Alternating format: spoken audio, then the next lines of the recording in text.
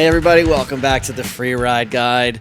We have a special edition for you today. We're talking about the winners of the Challenger events who will be moving on to the FWT 2025 next season. As you know, last week, maybe not even last week, we recorded it about 10 minutes ago, but the one you just listened to was the overall, summary of the FWT season this far. So it's been a great season of Freeride.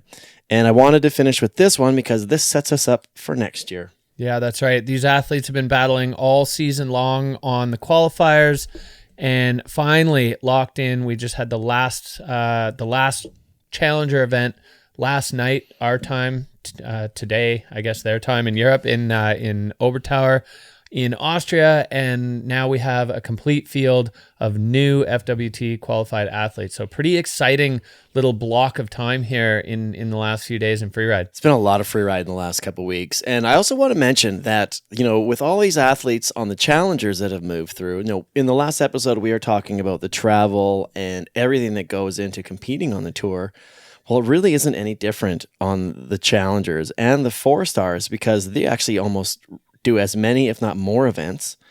The infrastructure isn't really provided for them, so there's no hotel rooms provided. You're not getting meals, so they're really grinding on this tour. Absolutely. Really, really grinding. So we have to give a big shout out and definitely tip of the hat or the toque to all the athletes trying to work their way up onto the tour. So we have the results and those who are going to be moving on, and we're going to kind of set that up for you, talk a little bit about their runs, what they did to get there, give you a little bit of information about who they are. And let's start with Region 1, which is Europe, the Asias, and Oceania. Yeah, so in snowboarding, we've got a returner to the tour. Enzo Nilo fought his way back. He was on the 2023 Freeride World Tour and then did not make it back through the Challengers last season. So it was a new crop on the snowboard men's field in the FWT. And put himself right back in the mix this year with a really strong season, 2 wins in the Challenger Series. That's huge. Enzo definitely making a strong statement to get himself back into the mix on the global stage. Absolutely. And it's got to be, I guess, great for him because, you make the tour and then you get dropped off in your first season. And, deep down, you probably think, I deserve to be there. But, you have those doubts that creep in. Well, he came in and smashed them. He's like, yeah, no, I need to be back there. We saw that in Ludo Guillaudiat, who had to leave, come back, win a championship. Valley Rayner, he left, hit the Challengers, came back, boom, wins the overall championship. So, sometimes that's just what you need in your development, your career development. Sometimes you need to go down, realize, hey, I'm a little bit better than everybody, figure out a few things, do a lot of learning, and then come back and then be raring to go. Yeah, so looking forward to seeing Enzo back in the mix on the big stage next year. And then Swiss rider Remy Benamo was right in the mix. He didn't have a super strong result in the first one he didn't have a super strong result in the first Challenger comp in Monte Rosa, but then came back with a couple of podiums and was one of only 3 people to win a Challenger event, Enzo winning 2. And he took the third one in Avoriaz. So he's coming onto the tour, another Swiss rider. He can hang out with his Swiss compatriot Liam Rivera there in the FWT next year. Cesar Baran was close, and then Hugo Serra also super close. Those guys were not that far behind Remy.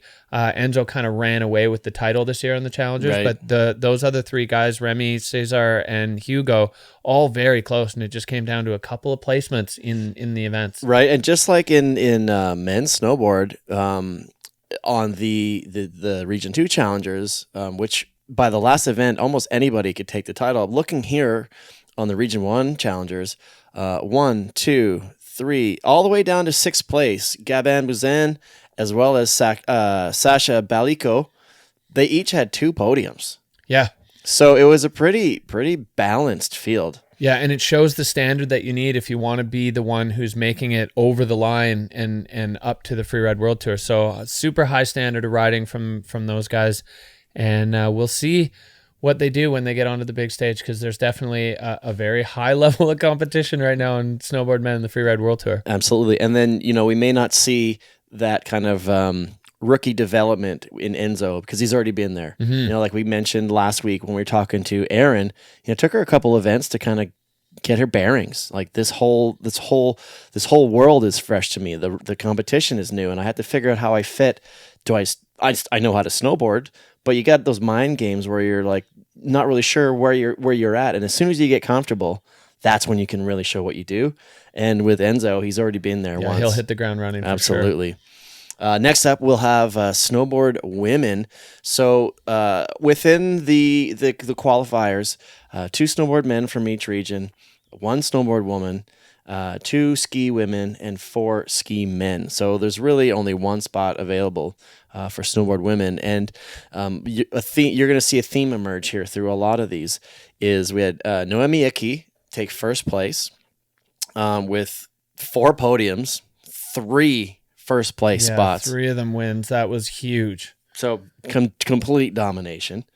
And then just missing the cut in second place, former world champion and FWT rider this year, Tiffany Periton, who also had 4 podiums, whereas Naomi had 3 firsts, Tiffany had 3 seconds. Yeah, and 1 first. I mean, it's wild looking at those results that 3 seconds and a first doesn't get you there. Right. You know, that's the level that we're seeing at the challengers. And this is where I think the conversation of adding a few more spots into the snowboard women's category starts to really see some traction, because those results, you know, that's consistent riding at a very high level. Right. And so anyway, that conversation is got to be ongoing. I think so, because you look at the difference between Tiffany in second place and Michaela Holstein in third place. There's basically 2,900 point difference. Yeah, and Tiffany has 1 second place and then crash, and an okay result, where Tiff has Michaela. Yeah, Michaela has a silver and then a bunch of kind of throwaways in third, and Tiff sitting on second, first, second. That's a really strong season. Her throwaway is a second place. Yeah. So I think there's a strong case to be made that the level is there to add more riders into that category, and if there's one group of people who have a stake in it, it's these riders, and they're doing their part, I think, in that. So we'll see if there's wild cards handed out. We'll see what the tour does with it. But just looking at this, I think Tiffany deserves to be back on the tour again as well. I mean, 3 seconds in a first, it's hard to argue against that. No, absolutely. Then ski women, which was interesting as well. So we had, we've always talked about siblings and family members within the tour. Jenna Keller from Switzerland. It's a little known fact. Maybe it's a big known fact. I don't know. But she's actually Blake Marshall's stepsister. Yep. Jenna Keller, she's a ski instructor, a high-level ski instructor in Switzerland, who's, I don't know if I can put this on her, but I would say dabbled in freeride competition. Mm-hmm. She's done it, but she's also been pursuing certification, and to see her film skiing as well. Yeah, on the head freeride team. On the head freeride team. I met her here. I actually had her teammate Emil Grambaum come to the other show, the Low Pressure Podcast show, and he got picked up and dropped off, and she was in the car. So I had a little chat with her. I was like, hey, are you going on the tour? She's like, I don't know. We'll see how I go. And apparently she knows what she's doing. Jenna crushed it this year. She took the title, and it wasn't a huge runaway. And, in the early part of the Challenger in Region 1, it looked like there was going to be a runaway, and that was the other qualified rider, Lena Kohler, German rider. She's pretty new to competition. She's another one where somebody said you should try this, and she gave it a go and is now going to the Freeride World Tour. Yeah, so Lena had 2 top spots, so 2 first places in her first 2 events, and then a 7th, which is her throwaway, and in the final event, which was a 6th place. So 2 firsts and then a 6th versus Jenna's 3 second places, which puts her just 200 points ahead, so just a little bit ahead, so pretty close. And then we had Mia McNabb, who had a first place as well as a third place podium, who just missed out, so she was kind of right there too. And then a name we mentioned before, Mila De La Rue, of the De La Rue clan, I guess, dynasty, trying to work her way up, who also finished the season with a win. So she's someone that we're really going to have to keep an eye on moving forward. Yeah, and Mila's coming into this straight out of juniors. She was at the Junior Freeride World Champs this year. Living in Verbier. She's Zav's daughter, Victor's nephew. Niece. Yes, thank you. Nice. Victor's niece. And Mila she's going to be a force. She's still super young to do that, to be that close in a season where you didn't even get to start getting into 4-stars until after the Junior Worlds happened, is I think a pretty solid start to a pro career for Mila. So keep an eye on those two French girls, Mia McNabb and Mila Delarue, because they are coming up. Right on. And then finally, we've got ski men, which I think was probably one of the most wide open categories that we've ever seen. The only rider. So we got in top spot, Virgile Didier, with 5,900 points. He had a second in stop 3 and a third in stop 4. And he was the only rider to qualify who had 2 podiums. Yeah, it was a bit all over the place in ski men in Region 1, where people were win, crash, podium, crash, 4 events. So, something that we should point out, the challengers in Region 1 did 4 comps this year, where the challengers in Region 2 and the traditional structure in Region 1 was 3. So they added another event, which added just a bit more drama and tension and all of it. And so for the riders, consistency was hard to come by in the ski men's field in Region 1 for the challengers this year. So I'm looking down here, all the way down to 9th place all the way down to 12th place was where riders had podium finishes. Looks like everybody in the top 12, with the exception of Victor Hale Woods, had a podium. Yeah, it was a lot of roller coastering. There'd be a big one, and I think it was would hate to have the peak fun bet on that. Oh, totally. On this category. Yeah, I mean, Benoit Lamour won that first one and then just couldn't put it together again the rest of the time, and he's got that one first. But it's pretty wild that all 4 guys that qualified have just really one strong result, big result, right? And it's like, so first place had a second and a third. Second place, Timo Rolshoven had a first place. And then Joanne Aracil, who we've seen before on the Freeride World Tour as a wild card in Andorra, he finished the season with a first place. And then Mathis Fornazer won stop 4. And that's pretty much it. Another notable, Alex Hackle, who a lot of people know as a film writer, just got a wild card, tested his medal, and came in second place in that final event. His last 3 comps were pretty decent, but he ended up in 5th. Yeah, so just below qualification for the tour. So that's a strong start to Freeride for Alex Hackle. He wanted to see how it went, how he was going to do at it. So to be one spot below making the tour in essentially your first dip of the toe into competitive freeride is pretty strong, I'd say, for Hackle. Yeah, so all 4 of those guys will be brand new. There's no returning to the tour riders in ski men in Region 1. So it's going to be exciting, and it's going to be interesting to see how these guys kind of stack themselves up. I don't know if we really even had a returning rider, like a former FWT rider in the Challengers. I'm looking through the list here, and I don't see one jump out at me, to be honest. Yeah, no, you're right. There wasn't any of the cut tour riders from Region 1 that either opted to go on or were cut and went to it. So it was destined to kind of be this way. So some more example of the changing of the guard, which we've mentioned several times. Yeah, exactly. All right. So those are the folks who are going. That's 9 riders and skiers and riders. Moving on next year from Region 1. Region 2 had a lot going on. They only had 3 runs, or I guess 3 venues. They were going to do one in Whistler, but for whatever reason, that one got canceled. But they did add a really amazing venue in Silverton, which all of the riders said was one of the best they've ever had. The brand new face, big face, Howday, Bluebird, and they all got heli bumps up to the top, Yeah. which they all thought was pretty cool because a lot of them had never been in a helicopter before. And the altitude there is nothing to sneeze at. It's nearly 4,000 meters at the top, so the riders had to hike up there for the inspection day, and a lot of the sea level dwellers were really struggling with that hike. Heard from Cooper Bathgate that it was struggle street getting up to the top of that for the face check, but they all did it, and as you said, absolutely loved it. Silverton provided a banger show.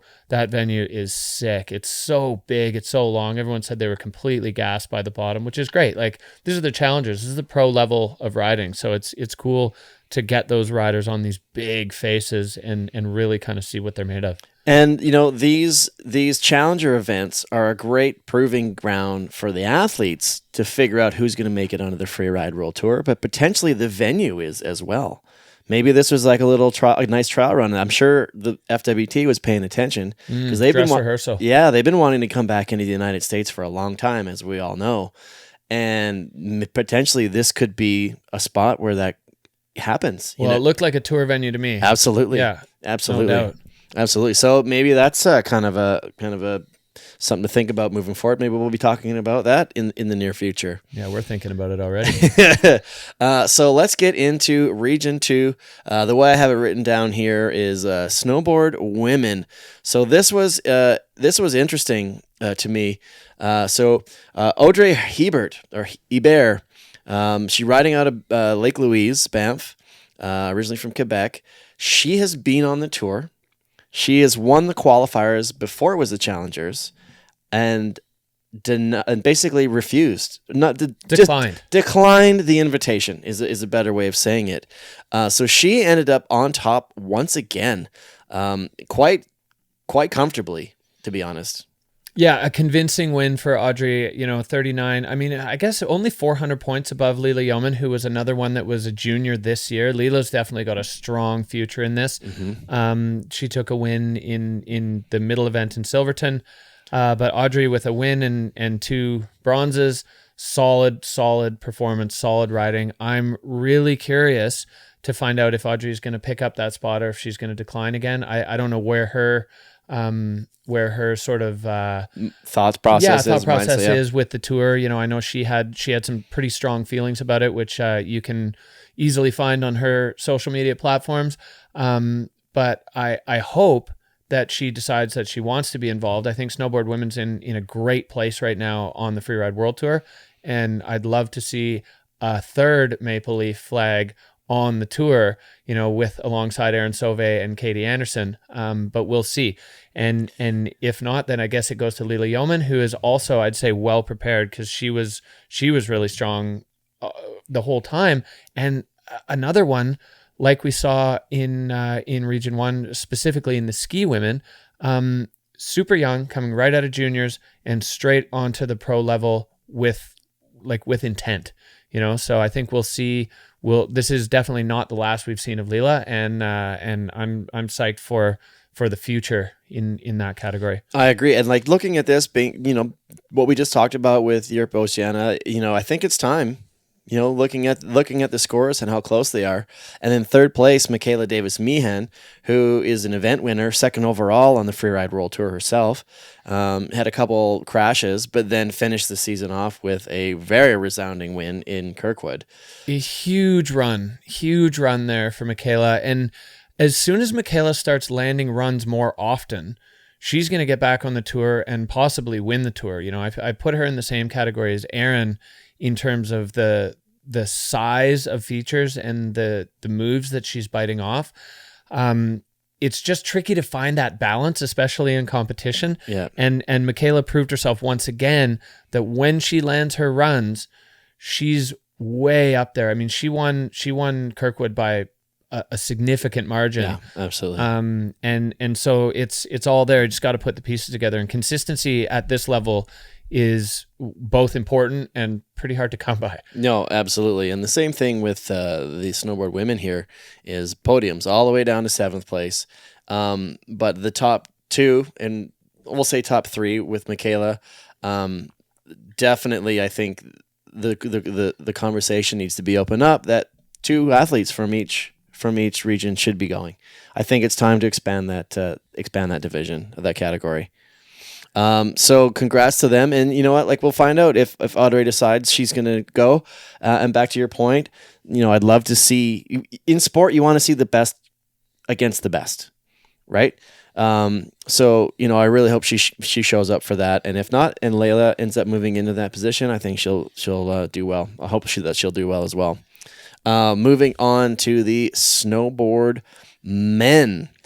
Yeah, this one was exciting because the overall rankings, the 2 guys who got cut from the tour were just below the qualification line to go back to the tour. Brian Stennerson and Warren Doyle, who almost, and both of them tied at 3,800 points. So it's kind of a wild, scenario. And Conrad Niven, the athlete who is just on the good side of qualifying, was only 100 points ahead of those other 2 guys. So it was a real battle to the finish line in snowboard men for who was gonna get the spot. And then Tilden Woolley kind of ran away with it at 4,200. He had 2 seconds is what it took for him out of 3. So it's best 2 out of 3. So you get to drop one. So for Tilden, even his dropped result was a 4th.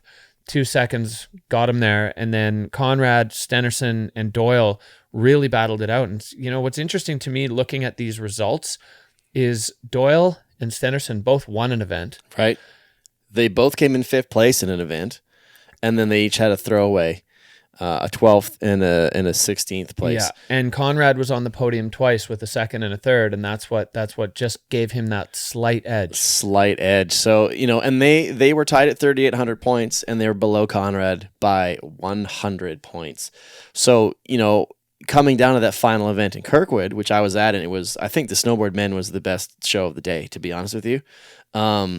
Could have gone either way. So we have 2 Freeride World Tour former Freeride World Tour athletes who are right there knocking on the door. So, it definitely shows that this Challenger Series is the right way to do it. Well, and it's in and of itself a pro level tour. Right. These riders like Stennerson and Doyle are both solid candidates to be on the tour. Stennerson's last run, the winning run in Kirkwood, was probably, I think at least, the best snowboard men's run all season.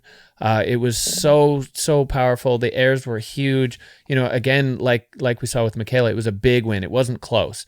And to see that level of riding, that's what the Challengers is. It's a pro tour, and to bump up to the World Tour from there is really hard, really, really hard. And as much as that sucks for the athletes, for us as freeride fans, it's awesome because we're seeing another outlet for top level freeride that we get to watch and engage with and be involved in and be fans of. And so ultimately that's pretty sick. Although I'm sure for Stenner and Doyle, it stings a lot.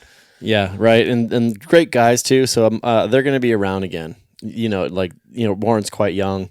Stennerson, you can't get that close and just be like, I'm sure there's going to be that burn, that itch to all right, I need to step back here. I've tasted that forbidden fruit once before, and I came so close. So next up we have ski women, which is another, I guess, controversial. Controversial might not be the right word, but dramatic for sure. Dramatic for sure. So in first place we had Britta Winans, who basically ran away with it. First place in Stop 1, a 3rd in Silverton, and a 3rd in Kirkwood. I don't know if we mentioned, but I was at the Kirkwood event. I was on the live stream working on that, and it was so much fun to watch. Great organization out there. The Tahoe Freeride Club basically puts on all of these events. Shout out to Dobbs. Shout out to Madison out there as well. Great event, really, really great event. Everybody that was into it, and it was so much fun to watch. So specifically within ski women, so Britta came in 3rd. Britta Winans, if you look at her name, it's not Winan, it's Winans. Her mom made sure to tell me that it's Winans, but she also competes with her sister, who came in 5th place. Chloe Hayer came in 1st in that event. But what I wanted to talk about is Chloe came in 2nd overall with 4,050 points. 4th place, 7th place, and a 1st place. Tied for 4,050 points is former FWT champion Jessica Hodder with 4,050 points. She had a first place, she had a fourth place, but the tiebreaker goes to the dropped event where she ended up in 14th with a crash at stop 1. So I don't really know how to approach that because she's a former World Tour champion. She tied for second place, but because of tiebreakers, she ended up in third, and that puts her below the cut line. Yep. Yeah, it's brutal. It is, honestly. I mean, that's the nature of sport. The numbers don't lie. You have to have tie-breaking protocols in place because you can't just, you can't have a mountain of people going there. There has to be a way to figure it out. Can't be a tie. So that's one of the things I wonder is that something that the FWT is going to say, okay, hey, maybe there's a wild card for you because you've essentially finished in second place. But yeah, maybe. I mean, there are only, at the end of the day, there's only so many wild cards they can give out. They still have a fixed number at the start of the season, all categories combined, a fixed number that the budget allows to bring to the tour for accommodation and prize money and all of those things. So that's two not only Freeride World Tour riders or past riders, 2 Freeride World Tour former champions who are just right below. Yeah, Jess Hodder and Tiffany Periton both finding themselves in the same position, just below qualification. But you got to know this one with Jess. It's got to sting a little bit. Yeah, a little bit more because it's a tie. It's a tie. Yeah, and going back to that crashed backflip at Crested Butte, who knows what's, Jess is thinking like, oh, if I had just done a straight air there and finished 5th or 7th instead of crashing and being at the back of the field, would that have done it? It's, obviously you can use hindsight to beat the hell out of yourself. I know that they did tell us what the tiebreakers went. To your point there, if she had finished 7th and it was exactly the same, I think then they go on to what their ratings were on the qualifiers. But Jess was a wild card, so that falls apart. But then do they go? And then if someone was on the tour, it's how they did on the tour after. So how far back would they have had to go? Yeah, well, it splits there at the wild card. Chloe went through the qualifiers, Jess didn't. Yeah. So you lose your tie-breaking ability because those riders were not in the same place. So after 3 results, if the tie's not broken, to me, the only way that works is you just take them both. Take them both, right? Yeah. And they might still. I don't know. And then in 4th place, Delilah Quinn, who was on the tour in 2023. Yeah, and then Mia Winans, Britta's sister. Britta and Mia were standouts both in their own era as junior riders, both some of the strongest riders in North America. Both went to the Junior World Championships as kids, and now to see Britta stepping over the big sister and onto the Freeride World Tour, I know the Tahoe community is going to be real excited to see Britta mixing it up on the Freeride World Tour, and Chloe's same deal. Like these two are kind of, in my mind, remind me a little bit of the young French rookies who arrived this year. They're young, they're hungry, they're super strong. And I think they're going to be looking to bring a modern and progressive approach to their riding on the tour. So exciting for ski women, and that's a stinger for Jess for sure. So we'll see what happens. Maybe we'll have some news when we return with the Freeride guide at the beginning of the season. And then last category for Region 2 is ski men. So this one was interesting because it was basically the only decision was made. So leading into this third comp in Kirkwood, it was announced that Tom Pfeiffer, World Tour Tom, who we said they just can't get rid of him, he was your co-host during the Kicking Horse event. Yep. He had qualified before Kirkwood had even started. After the first 2 events, he was the only athlete to have already qualified, and he had only gone 100 points above Finn Griffith, but Finn hadn't quite made it through.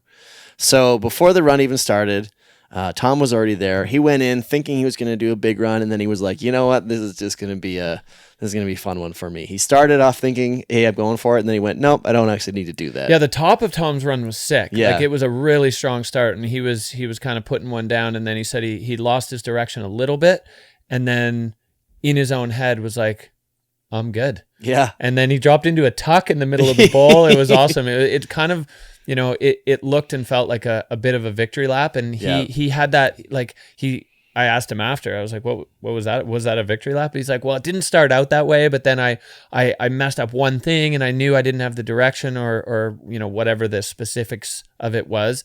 And then he's like, I was kind of good. Like, I knew I was happy and just wanted to get down and have fun and get into it with the crew at the bottom. So yeah, that was cool for Tom. He was the only one in all 4 categories that was actually a mathematical lock to qualify. So he didn't have any pressure at all, which was obviously he's got to feel pretty good for an athlete. No, absolutely. And like we said, we tease him by calling him World Tour Tom, but that's who he is, man. He loves it. He's always willing to be engaged. He was on the tour.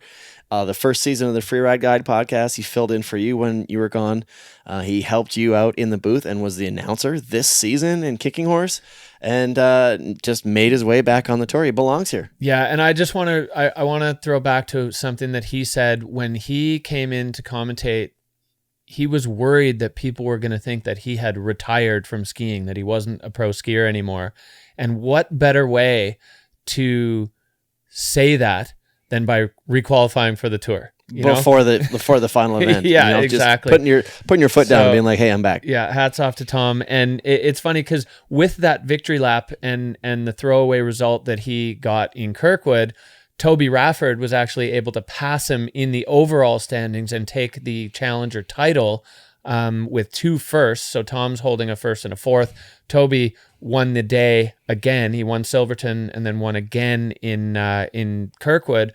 So convincingly. Oh yeah, very much so. Super solid run. And we had Toby 4-run in Verbier and in Kicking Horse this year. Addie Rafford's brother, he was there cheering Addie on, and they're always looking for 4-runners that can deliver a run that's going to be a little bit inspiring to the riders who are watching, but also then give really good feedback. And Toby totally fit that bill. And his 4-run at the first Verbier comp, the Verbier Pro, probably would have put him in the top 10 in the comp. It was inspiring, and it did exactly as hoped. All the riders watching were like, oh yeah, let's go. Like, this is on, the snow's good.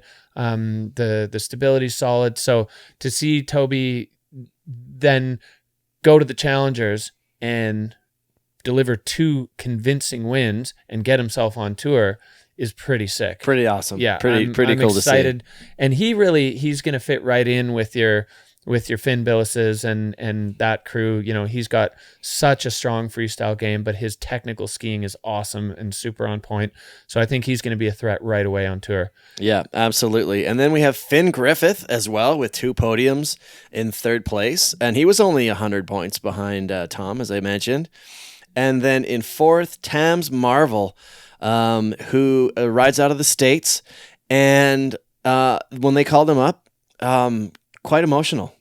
Like you can't understate how much energy and emotion, and not even physical energy and movement, but just like you're thinking about it all the time. Like it consumes a lot of your life. So when you get to this point and you have this success, it's overwhelming sometimes. We saw it with Hedvig winning the world title earlier this year. Like, she just broke down in tears in the finish line. And then, Tams, you could see him in Kirkwood being really, really emotionally happy. Just like, hey, I did this. I'm fired up. He was stoked. But, that just shows how much he cares. Yeah, and maybe, honestly, a little surprised. Mm-hmm. Like, coming into Kirkwood, the math of Tams making it seemed unlikely. Right. He didn't have a great result in the first one. He had a 5th in the second one, and a 5th in this field is still a really big result. But there was, I don't know, I guess there were doubts from the field, doubts from him, and then coming second in the last comp and rocketing up the standings over a bunch of other really, really strong riders. Who, if you went into this on Vegas odds at the start of the Challenger, you'd probably would have had much better odds on making the tour. And Tams jumped over all of them and put himself in that spot. And that's, no doubt emotional. Yeah, absolutely. That's a huge accomplishment. And when you're coming in to an event being like, yeah, I want to do my best here. And then your best earns you a spot on the Freeride World Tour. That's going to hit different. Yeah, absolutely. And like, I gotta go back to Finn here for a moment. So the only two double podium finishers were Toby Rafford and Finn Griffith.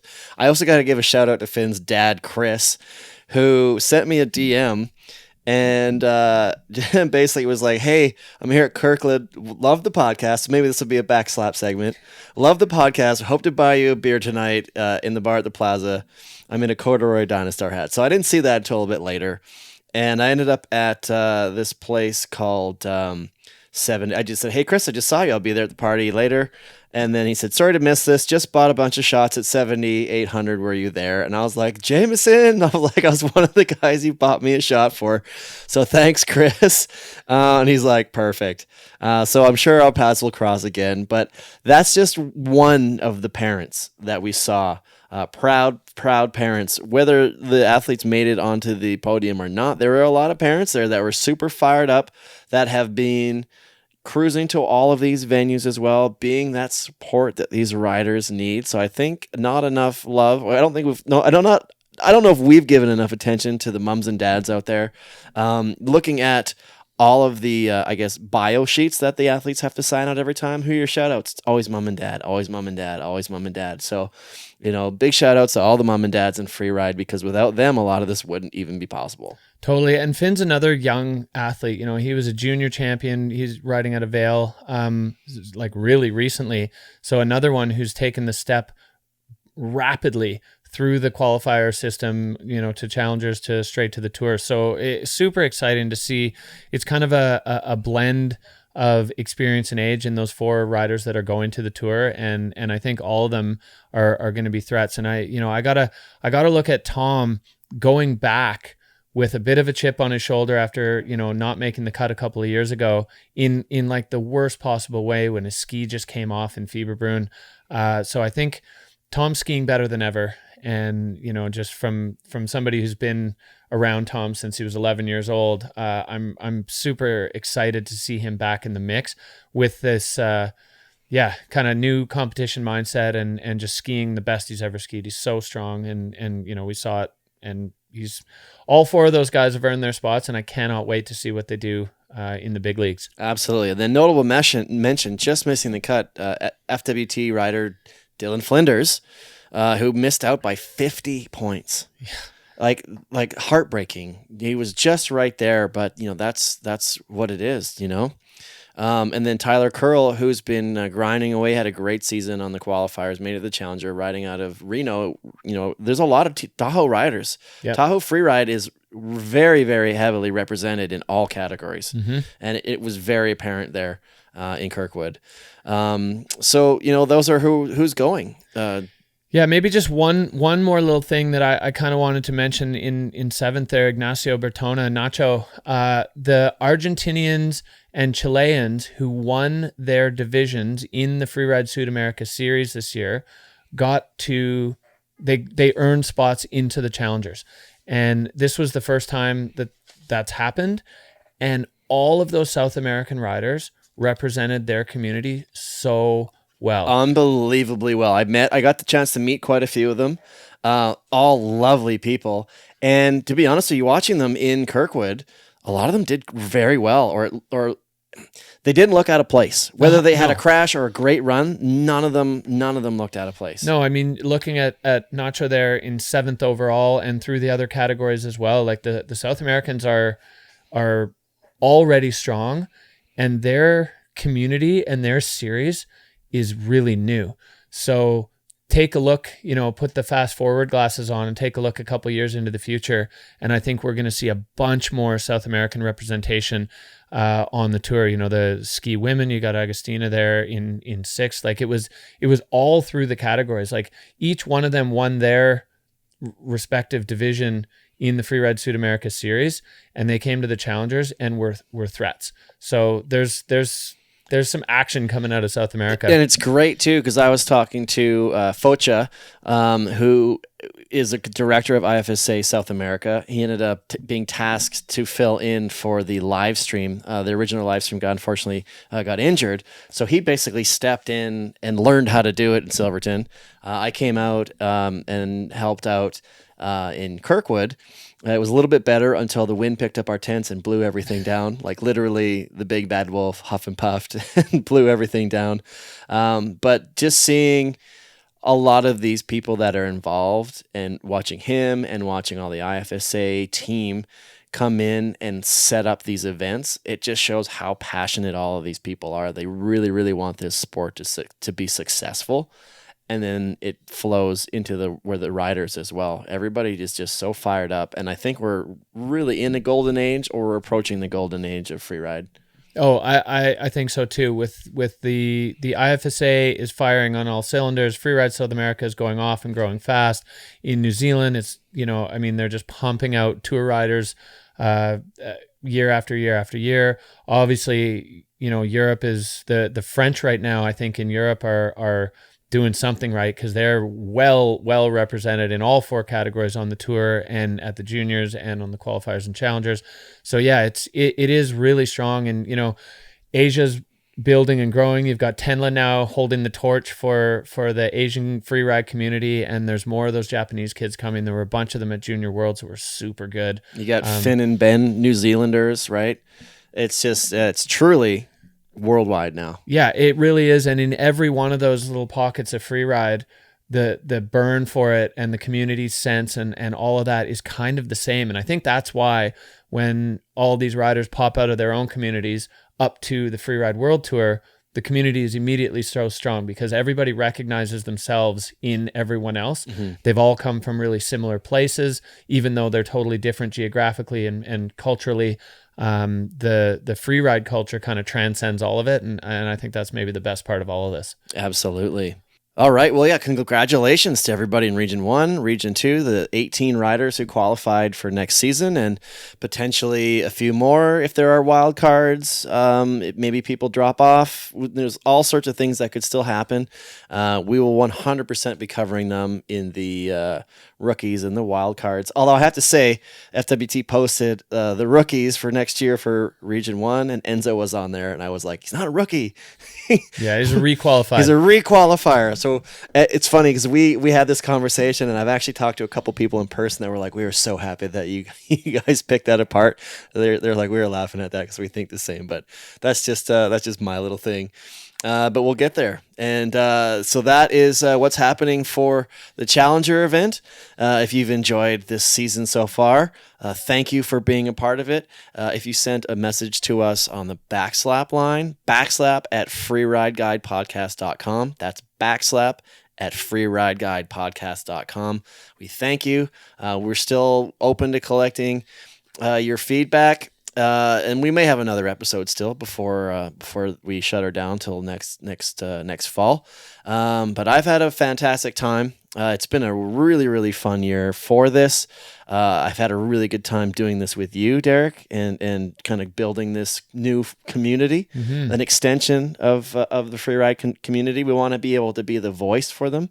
That isn't necessarily the organization. So we have that ability to say some things that may not get said.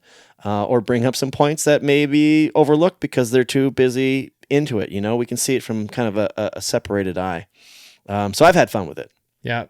We're almost at the end of the season. We got one more thing, the Freeride Junior Championships at Breckenridge next week, where we're going to be seeing, the Americas champions crowned. Again, Freeride Sud America is in the mix. All of their tour champions in the juniors are coming to the junior, the JFCs as we're calling it. It used to be NORAMs, but now that we've got the South American kids in, it's the Junior Freeride Championships, and all those coveted spots for Junior Worlds at play for one last big hurrah of freeride before we wrap up the 2024 season. So yeah, thanks to all of you for watching and joining us on this ride. Thanks, Mark, for including me in it. I've had a great time doing this. Couldn't do it without you, my man. Also, for those who are listening, thanks for this. If you're just finding us still, please go find, follow, like, subscribe, listen to us on your preferred podcast app. Make sure you hit that like or follow button. We're on YouTube as well. You can find it on the Low Pressure Podcast YouTube channel. All of these episodes are filmed. If you're a brand or you work for a brand that really loves Freeride, we're looking for partners and sponsors, and we'd be happy to have you on board. So give us a shout. Once again, backslap at freerideguidepodcast.com. My name's Mark Warner. I'm Derek Foose. Thanks for tuning in.